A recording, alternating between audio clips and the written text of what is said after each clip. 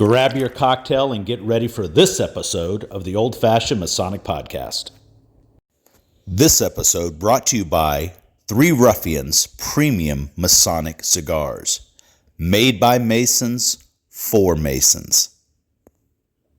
Welcome to the Old Fashioned Masonic Podcast, where we talk all things Freemasons while drinking an old fashioned. I'm Brian, and on the screen, look at this, Chris Burns. You guys have all seen him from On the Level Podcast. Welcome to the Old Fashioned Masonic Podcast, Chris. Yes, thank you for having me, Brian. It's a pleasure to finally be here. I've been watching you. I'm a big fan. Well, I appreciate that. You know, we email back and forth, we text back and forth, so there's a professional connection for sure. Yeah. And it's odd because we're both like I'm not a journalist, right? I didn't even know what a podcast was when I got into this. I'm 50. Yeah. And a friend convinced me to do it. And I said, wait, I get to talk about Freemasonry? I'm in. Yeah. And so, that turns into people view you as like you're some kind of a journalist. So, all right. Or expert.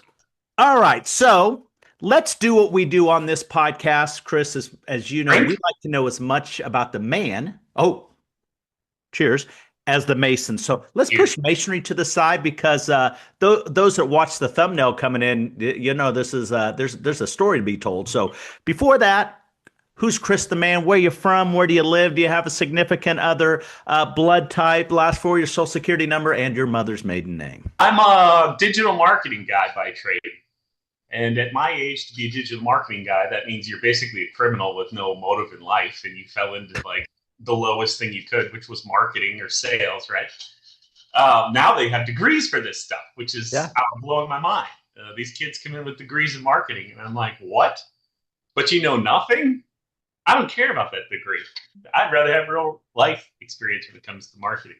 Right. So I've been doing marketing since 2000 on digital marketing. My first job was actually selling internet ads for AOL. Wow. If you remember, it was pretty hard to convince businesses that, hey, this is the thing now. You can sell a banner ad on AOL and you're going to get all this business. And they were like, you're crazy. Why? We still do the yellow pages. Why do we need you? I mean, look, it's 2025 and they still do the yellow pages. That's fascinating. Online yellow pages, but it's still trash. Or billboards or park benches or buses or whatever they're saying. Yeah, I guess it depends on your business. So that's my professional life. So I'm married. I have 5 children, and those 5 children have 5 children. So I have beget 10 offspring, and I'm 50. So you can imagine I started when I was 11. That 19 actually, but pretty young. That is I didn't know about the 5 children, so I didn't learn. So, and how long have you been married? Just celebrated our 5th wedding anniversary. This is my 3rd wife. All right. My third wife is 15 years younger than me, so obviously I got something right this time around. I'm married to a drop-dead gorgeous Ukrainian lady who's super smart and happens to be my chief operations officer. We own this business together. Oh, I love that. Well, she's with everything going on in Ukraine. I bet she has a lot of opinions and thoughts. That's for sure. We'll push that aside for another episode. Boy, that could take us a different direction. I've learned a whole lot that I didn't know. Well, other than what the media tells us. So let's push all that to the side. So walk us through your we're going to talk about your Masonic journey in some more detail, but let's go a little high level. Walk us through your Masonic journey, why you joined, and where you're at up until March of 2025. Oh, up until the good stuff. So I grew up without a father. My father left when I was real young. I was raised by my mother, her mother, and her mother's mother, and my 2 sisters. That was my household growing up. And I lived my whole life not really having any close relationships with men because I just communicated and felt more comfortable around women. Didn't trust men, really, to be honest, because all I got was hate about men. Right. So I got to a point where I realized I really do need to start learning how to develop friendships with men. And it coincided with a documentary I saw on Netflix, which was about Freemasonry. But it wasn't like the mysteries of Freemasonry or the secrets. It was just guys and them telling their story about their lives in Freemasonry. And I said, holy crap, this is it. So I walked in knowing nothing about Freemasonry, having no connections. I have no idea if I have any family that were ever involved in fraternity.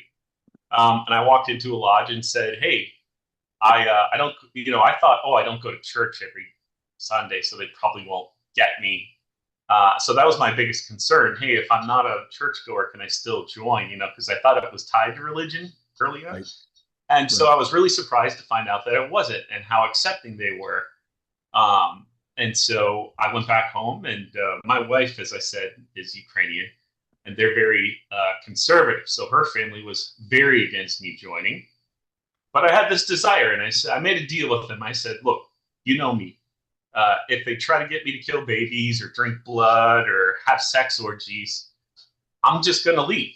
I'm not going to turn into that guy. So give me a little credit. And they conceded, so I was able to join. And I tried to be as visible about everything I was doing so that they could see. Yep. The charity. They could see us helping the community. Yes, sir. They could see us raising money for elderly people. And, the Masonic home we would visit and see what we were doing with those people. And it turns out like I really turned them around on the fraternity. It was tough because in the early days, I started picking up the piano because I have a horrible memory. I'm kind of a dumb guy. And I started to learn the ritual. And I really took to it like a fish to water. I got my gold card and my brown card and my purple card. In Florida, we have these proficiency cards. Right. We have them in Kansas, just different names. Yeah. Yeah. You get the idea. So I basically learned all the ritual work, everything, within 1 year. And once I had committed all the lectures and all the charges and all the prayers and the funeral ceremonies and the 50-year presentation, all this stuff was in my head. I didn't get enough chance to use it. I still wanted more. And so I was like, what else can I do with this? So I started to memorize piano songs on the piano. And I started playing Beethoven one day when we visited her parents' house. And they were like, did the Masons make you do that? Like, that's how the relationship was. Well, 99% of the Masons don't know how to play a piano, so nope. Yeah, I said, no, nobody made me do that. This is a skill I got because of Freemasonry, actually. This is a gift it's given me. I have this new passion to learn and memorize. Love it. When you were raised, what lodge were you raised at and in what year? I was raised in 2018 in Phoenix Lodge, number 346, which is in Sarasota. Okay. And within a month, I think I was raised in October, and at that January, I was installed senior steward. So you became a Mason, or you became a Mason in 2018. You got as a steward. Where'd you go from there? Well, I saw some things in that lodge that really troubled me. And I wound up demitting from that lodge, and I was going to leave Freemasonry really within the first 6 months of becoming an officer, because I thought I had seen some bad things, and I thought, oh, this is what I promised. I think I need to get out. And there were now for those who aren't Masons, there was no sacrifices or blood or anything. Nothing like that. No, yeah, you just saw some styles that just didn't fit your core values. Yes, there were some individuals that had some racial beliefs that I didn't think fit my belief system. And so... And you were in Florida, not Alabama. Fascinating. All right, well, keep going. It's still the South, right? It's still the South. We're just now getting Prince Hall recognition this year. Oh, I love that. Let me just tell you, that's going to be super exciting. So you didn't like what was going on. You demitted and you moved to another lodge. I did. I had some friends that I had met at a game night that they were hosting. So a couple of other people from other lodges went. I never left my lodge. But they found out I was leaving, and they actually took me aside and said, hey, look, this isn't the same everywhere. Every lodge is different. You should come just sit in our lodge for a couple meetings. So I did. And holy cow, it was 100% different than the lodge I had been in previously. This lodge was downtown, and obviously was much in downtown Sarasota. On Main Street downtown. Okay, nice. And I sat through the chairs and became the master of that lodge. And that lodge name is? Sarasota Lodge, number 147. All right. So you're a master in what year? 2023. So you're the master, but you did some more stuff after your Scottish Rite and York Rite. We're going to push a little bit to the side. Yeah. Um, you started. Did you do some stuff out after you were a master with the Blue Lodges or the Grand Lodge? Oh, I became a district committeeman for public relations and publicity before I was the master of my lodge. Okay.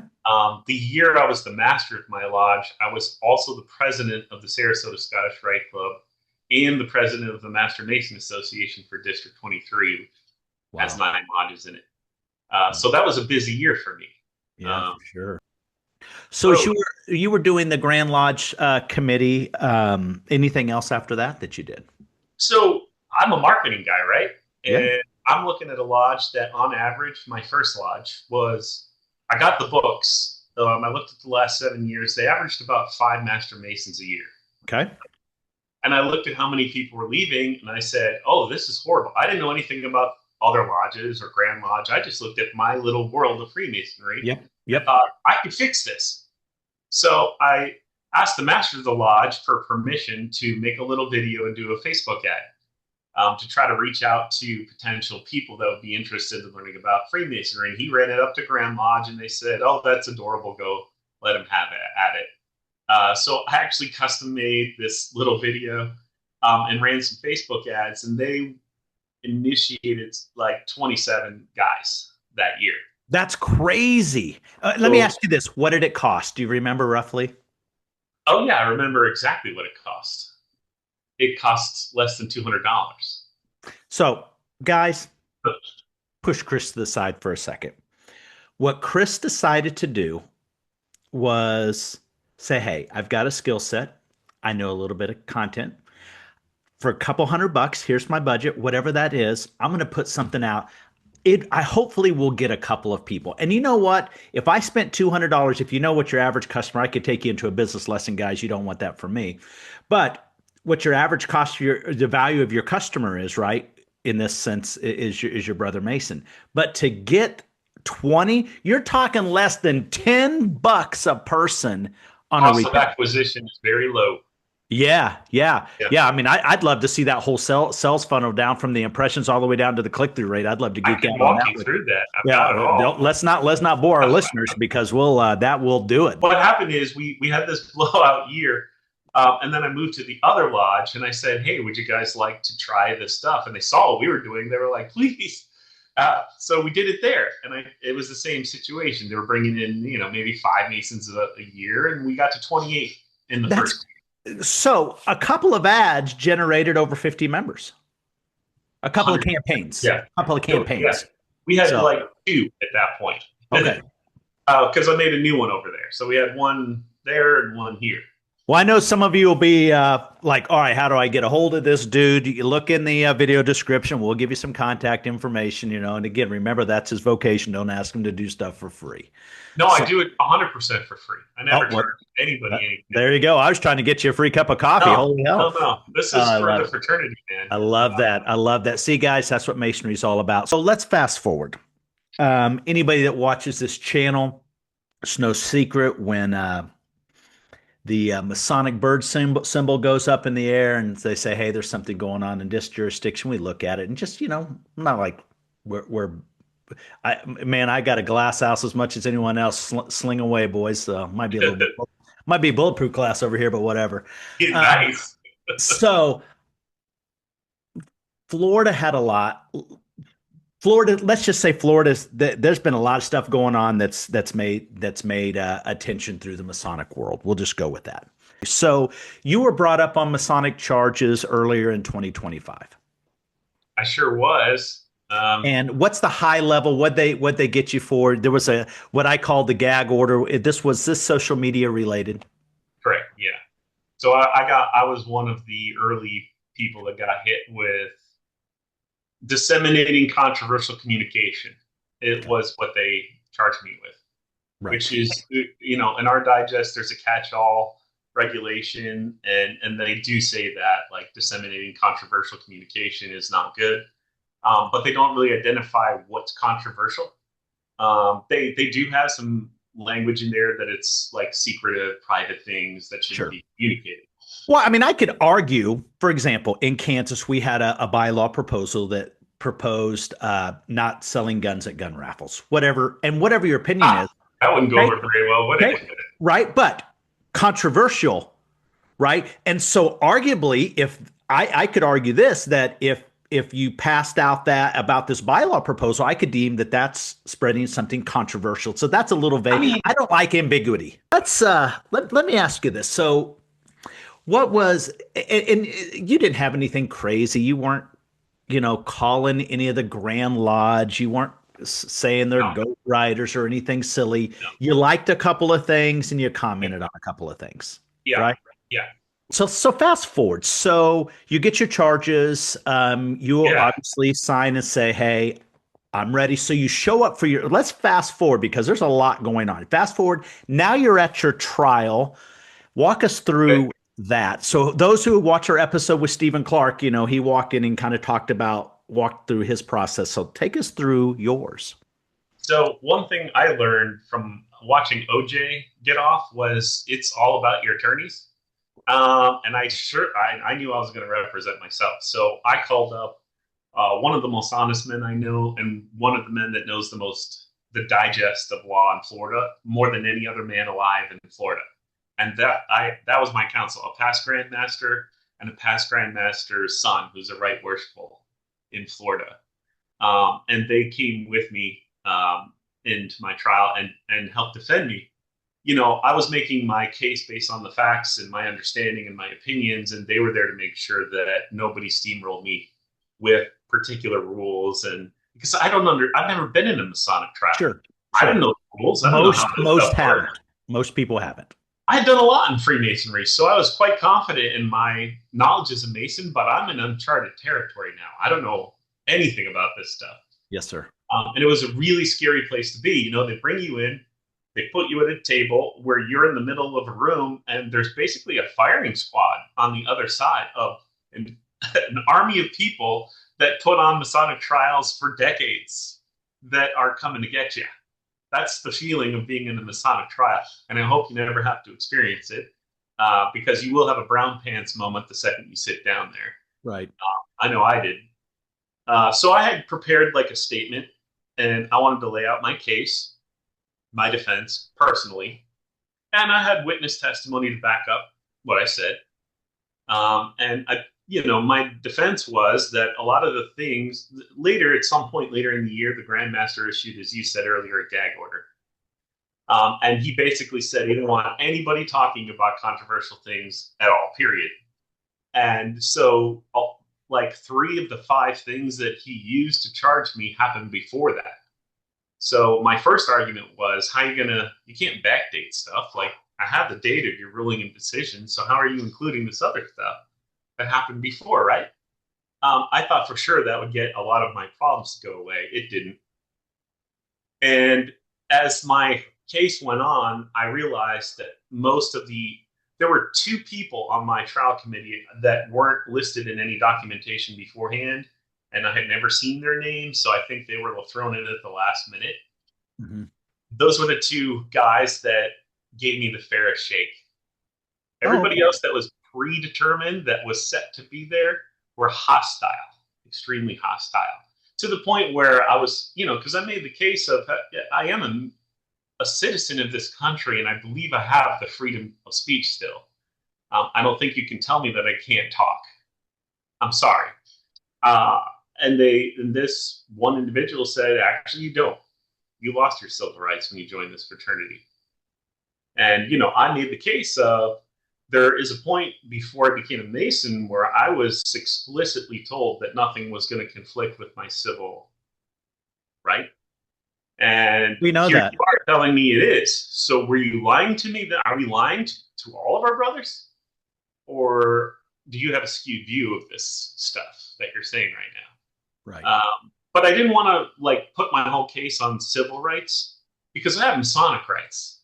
Right. And so the case I was nailing was, my accuser was the Grand Master. He personally signed my charges.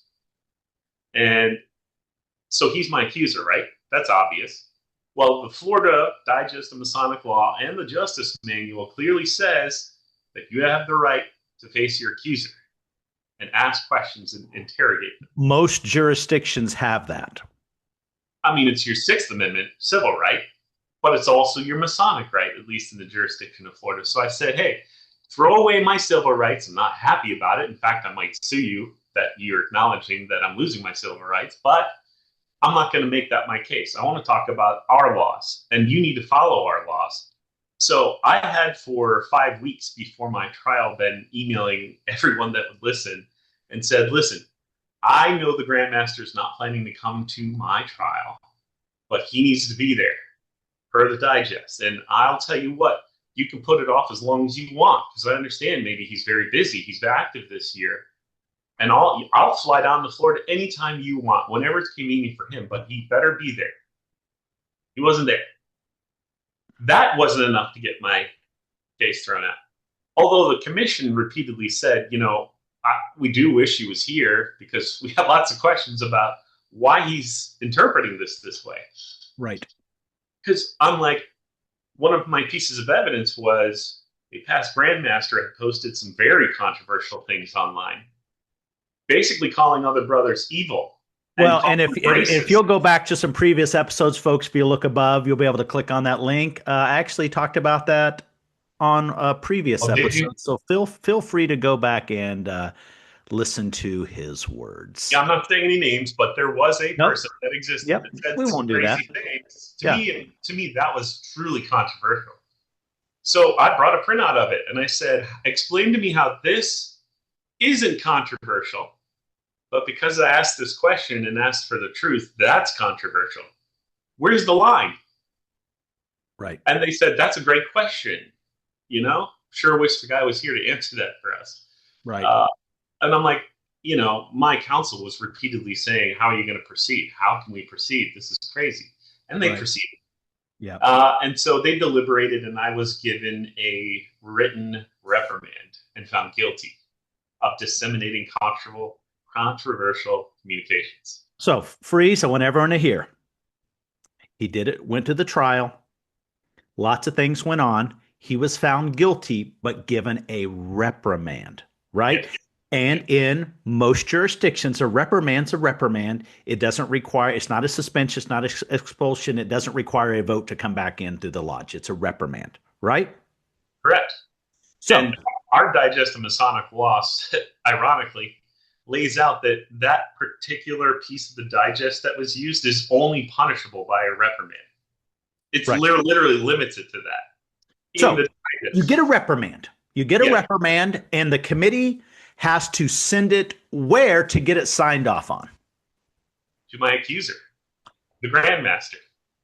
To your accuser, the former Grand Master. So fast forward. So from the time it happened, they go through, they send it to the Grand Master to sign off and approve it. How long before you found out what your real punishment was? It was about a month later that they communicate by email. Like, you're supposed to get this stuff in mail officially, but for some reason, everything I got was an email. So I just got an email, and it said, literally, after careful review of listening to the tapes of my trial, I was found to have been morally repugnant in my behavior, and that I was an immoral spreader of evil speak against the fraternity because I didn't use his official title every time I said his name. Oh. So that offense he thought was so egregious that I deserved to be suspended from Freemasonry forever. So let me recap, just for those who are half paying attention. You had your trial, found guilty, reprimanded. It was sent up to the Grand Master for review. The Grand Master reviewed it, didn't agree with the results, and instead of a reprimand, you get a suspension for life. Correct. From there, this triggered your appeal, right? I appealed as quickly as I could. Okay. And I laid out all the issues I had with my trial in my appeal, as well as quoted the digest where it says that those types of suspensions are reserved for repeat offenders that you've tried to counsel and they're just not getting it. They're too thick-headed So you got to give them something firmer. But maybe there's still hope for them, so you don't expel them. Okay, well, this is my first offense. Like I said, I had never been in trouble. Never even had a real argument with the brother. To be honest with you, Right. I mean, I have a big mouth, but it's usually used in defense of Freemasonry. So Sure, sure. So it's a you little crazy to me that so you file your appeal, and I did. so your appeal happens. So in Florida, the Grand Lodge session is the last week in May. So that Yeah, last week of May, prior to that start of the Grand Lodge session, yeah. or how it somehow triggers, but that's when your appeals trial is, right? So the Grand Lodge opens on Memorial Day, Okay. and That's so all of weird the to me, but okay. yeah. I guess that someone asked that question this year, and they said that's because that's like the cheapest rates that you can get at the hotel they hold it at. So they're literally holding it because it's the least expensive day of the Oh, year. well, it's not a good way to draw attendance, but okay. Attendance is mandatory for us if you're a delegate. Yeah, yeah. So so before the Grand Lodge session starts, before basically Memorial Day weekend, Yeah. do you have an appeals trial, or what's that look like? So the Saturday before they hold all the appeals, and the appeal committee is a different group of guys than the Penal Affairs committee that tries your case. I got word the day before my trial that there were people on my appeals committee that should not be on my appeals committee. They're good friends of the Grandmaster, corporate board members, current Grand Line officers, and the digest says jurisprudence and some of those things must be separated, right? So I emailed the chairman of my appeal and said this needs to get fixed. Well, I got an email that night. They had recused themselves. So yet again, Hey, two new good for them, people. but you had to fight for yourself. Yeah, I mean, I shouldn't have had to do a lot of things that I did Yeah, this year, but I'm going to fight for my Masonic life. I am in a fight for my life because they're giving me Masonic death as a sentence. yeah. I'm going to fight as hard as I can Masonically for my Masonic rights. And so I show up, and now there's two new guys that I just got their names the night before. I don't know who they are. It doesn't really matter. They had a right to be there, right? So it's fine. Neither of those gentlemen said a single word during my appeal. Now, the shocking part of my appeal was these things are hardly ever attended by anybody, right? It's hard to get the person to even go to their own appeal most of the times. But when I showed up, there were 6 past grandmasters. There was more than a dozen right worshipfuls and other brothers just from my district that wanted to come and support me. So we're in a big salon on the second floor at the Rosen, and they're lining up chairs all the way around the wall, 2 deep, right? Like there's a huge room full of people. I have horrible nerves to begin with. This Right, is worse than sitting in a master's chair. right. I'm in the hot seat here, and everyone's come, and I'm very pessimistic about myself. So in my mind, I'm like, they're just here to see the train wreck, right? Everyone wants to see the train wreck, Right. but in reality, they were there to support me. They wanted to see it for themselves. Now my trial was closed; no one could come. They did it in the darkness. This was done in the light of day, so I thought I'm finally going to get a fair shake, right? Because all through my trial, every objection they said, "Don't worry, you have the right to appeal. Don't worry about that. Courts were going to find you guilty, but you have the right to appeal." So I'm thinking my appeal is my savior. The appeal starts by them saying, "Okay, give your appeal." And I said, "What? Uh, okay, I didn't prepare anything. Again, I don't know how this works. I've never done this, but let me just read my appeal that I wrote to you." "No." I said, "What? No, you're not going to do that." I said, "I can't read my appeal." "No." "Okay. Why not? You don't get to ask us questions." "I can't ask you questions?" "No." So my counsel's like going crazy, right? Like, wait a second, this violates blah blah blah. "No." "Okay, let's talk about the particulars of the case." "No, we're not going to retry this case today." That's how my appeal went, and everybody saw it. So after it was a horror, I felt horrible. I knew this wasn't going to go well for me. based on the fact that I couldn't really put on an appeal and they didn't hear anything new. I mean, I got in the main points of like, where was my accuser, right? And how did this happen in this way when the digest says it shouldn't? And I would get, that's a good point. We'll take that into consideration at deliberation, which is the same stuff they said to me at trial. That's a good point. We'll take all this into consideration in deliberation. So they excuse us all. And this, at my trial, my deliberation lasted less than the time it took to smoke a cigarette. I lit up a cigarette and they were ready to go back in before I got halfway done with my cigarette. At my appeal, it was 30 minutes, maybe 40 minutes they were in there. And the only reason I believe they stopped was because they had another appeal right behind me at a set deadline. They need, you guys, like, there's a lot going on before there. The next appeal starts, and they said, "All right, come on in." So I sit down, and they say, "All right, all the particulars and the formalities, and we have reviewed all the information, and we have found that the Grand Master's increase to be egregious, and so we're going to fix that and set you at a 5-year suspension." So I went from a written reprimand to a lifetime suspension, and they gave me the mercy of a 5-year suspension for disseminating controversial communication on social media. And I am broken, man, at this point. I have lost all faith and hope in the fraternity. And really, I changed my, I was planning to stay for the whole grand communication, but I was so distraught that I changed my plane ticket and flew home the next day. Yeah. I was like, I don't want any more part of this fraternity. I left it all on the line. I fought as hard as I could. I hope at least other brothers won't have to go through what I went through, because I know that all the men in that room that saw my appeal were livid at what they saw. Right. And, well, they got to see it, as you say, in the light of day. This Grand Lodge session, from what I hear, has been a little out of the ordinary.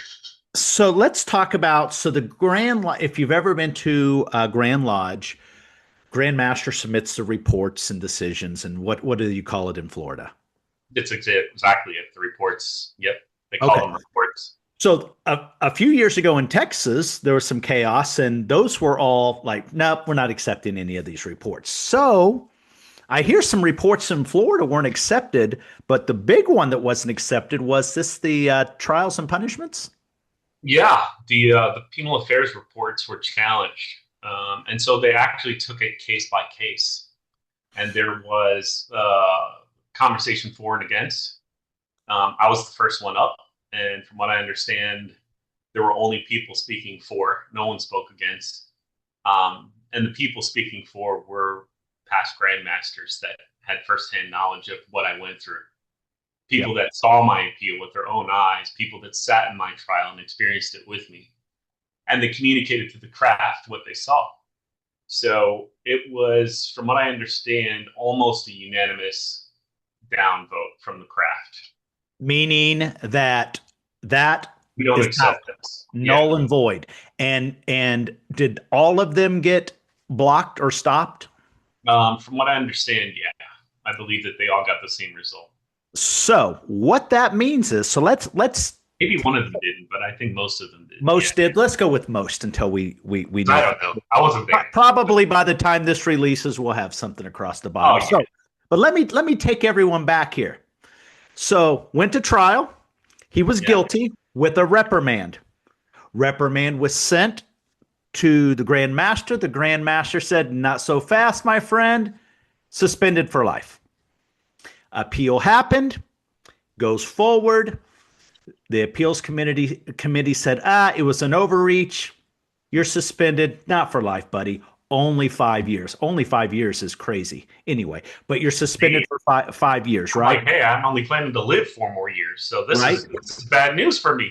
Right. So suspended for 5 years to come to the Grand Lodge session, and everything is basically null and void, which means, as of this point in time, technically, you're still a Mason, but if I understand correctly, you're still a Mason, but you may have to go back to trial. Yeah, that's what I understand, that they may retry my case. Okay. So, obviously pros and So cons. But they could also just dismiss it. The new Grand Master could dismiss it and just say, you know what? Let's start some healing. mhm, Texas had a lot of chaos going on several years ago, and they decided to say, you know what? Let's just start the healing moving forward. That's the yeah, hopes that I would like to see. These are my words, not yours. yeah, That's the hopes that I would like to see is, you know what? We took a big old black eye. Let's do better. Let's yeah. move forward and The let's. reports I got were that the incoming grandmaster seemed to be thinking the same way you just. Oh, well, that would be great. That That's would what the reports I'm getting. So it does seem like the state may be headed in a better direction. into healing. Wouldn't let me just tell you, wouldn't that be a killer story? The new grandmaster comes on one of our podcasts and says, I'm not going to talk about what happened before. That was before me. Yeah, it But wasn't him. here's what Florida is going to do moving forward. We're going to set the bar, and everyone else, watch us. We are going to do great things. We're going to push all this behind, and out of the ashes is going to rise the phoenix. And that's what I hope for Florida. When all the stuff was going on in Texas, I said the exact same thing. And you know Yeah, what? Texas is banging. They are just yeah, absolutely on a trajectory that everybody in the country should be proud of. that's awesome. And Yeah. I know that I was a podcaster covering some of that too, as you were. So I kind of know what went down there. And it was just such an ironic thing that it happened in my backyard so soon after. Well, if you'll go back to those episodes, one thing that I really talked about is, if I catch a lot of grief now, this, most people don't. I don't post on Facebook. There, I have a Facebook page because the mods kind of do this. I don't look at stuff unless somebody. A lot of times, stuff gets printed off and given to me. I don't do that stuff. That You is want just to read not it? me. Yeah, I mean, well, if they give it to me, but most of the time, I don't really care.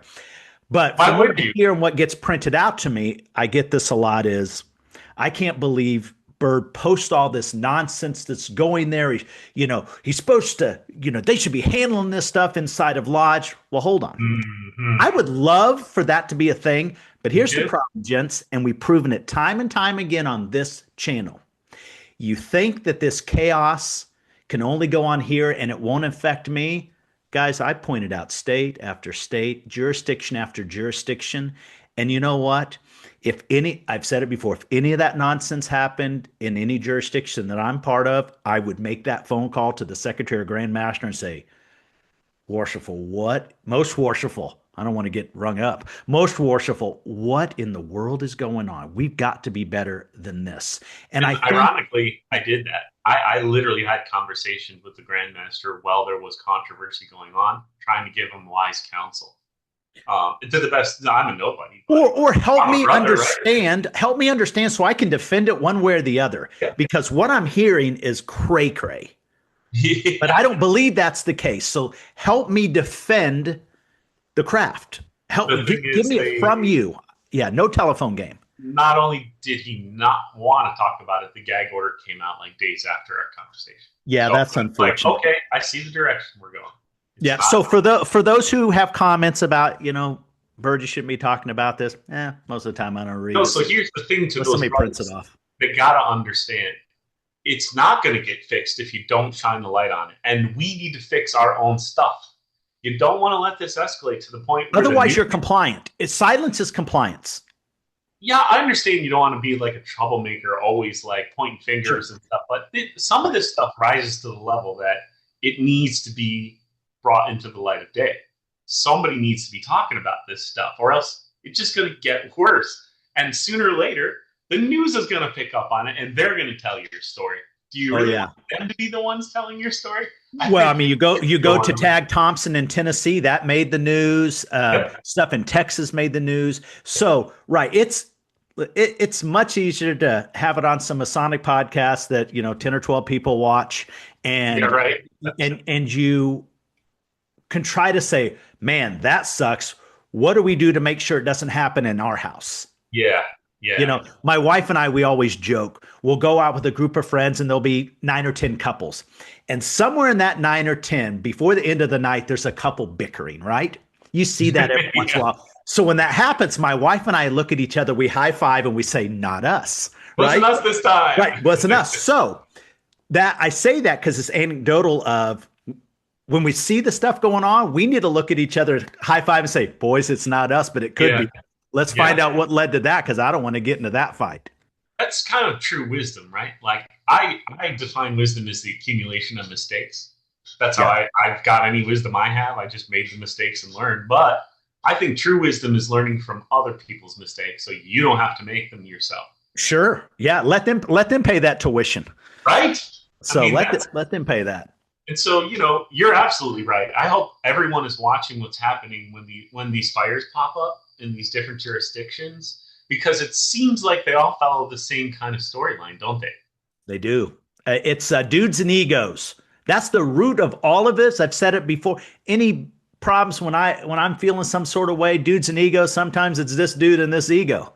Right. Well, we all have that problem. Right. But that's the reality, folks. We don't do a proper self-assessment. Yeah. And as Masons, we should be able to check each other and say, Chris, man, you're I don't think I'd do that right now, brother. Let's pump our brakes. Right. And what's interesting, we're thousands of miles apart, but we try to whisper that counsel. It's like, let's go through here. I know it sucks. You're going through this and it sucks on your end. I'm not, but man, I'm here from afar as much as I can be. Right. And that is the cool thing about this fraternity that it's really hard to highlight, right? We can be miles apart, lots of different belief systems, but at the end of the day, when stuff gets wild, we can be there and say, man, I got you. In this modern world with these new modern ways of communicating, we should be, right? Like we're connected.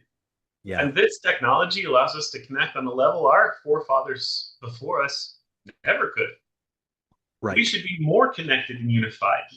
Yeah. It's kind of new media channels. These are kind of our new working tools in some weird way, right? I mean, it's not the trowel, it's the Ethernet cable, or whatever it may be. It's not a cable toe. He's got the Ethernet cable wrapped around It's him. A literal Ethernet. How long is your Ethernet cable?